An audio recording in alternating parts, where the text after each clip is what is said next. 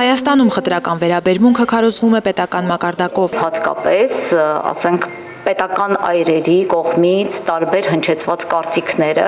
որոնք ոչ միայն անպատասխան են մնում, այլև այդ այրերը հետագայում ունենում են առաջխաղացումներ։ Համացանցում տարածված ընտանեկան լուսանկարն ու դրա շուրջ բարձրացրած աղմուկն իրավապաշտպանների կարծիքով բացահայտեց խտրականության առումով մեր երկրում տիրող տրամադրությունները։ Խտրական վերաբերմունքը ամբողջ տարվա կտրվածքով մենք իրավապաշտպաններս դիտարկում եւ նկատում ենք հիմնականում եւ անգամ շատ հաճախ դա տեղի է ունենում հենց հատկապես կանանց նկատմամբ, երբ դա վերաբերվում է մարդու անձնական կյանքի իրավունքին, նրա ընտրություններին։ Խտրականության դեմ պայքարի միջոցներ Հայաստանում առայժմ չկան, պատճառը օրենսդրական բացն է, որը թույլ չի տալիս պատասխանատվության ենթարկել խտրականություն քարոզողներին։ Արդարադատության նախարարությունը Եվրասիա հիմնադրամի հետ միասին մշակում են օրենսդրական նախագիծ, որը մեր վերջին տվյալներով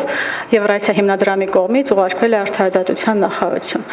Արդարադատության նախարարությանը մեր կոալիցիայի կողմից ուղարկված հարցրանը պատասխանել է, որ օրենսդրական կարգավորումները մշակման փուլում են։ Առհասարակ դեռևս քննարկվում է այն հարցը, թե պետք է մեզ առանձին օրենք, թե չէ։ Իրավապաշտպանները փաստում են նման նուրբ հարցերում օրենքից բացի անհրաժեշտ է բարձրացնել նաև հասարակության իրավագիտակցությունը։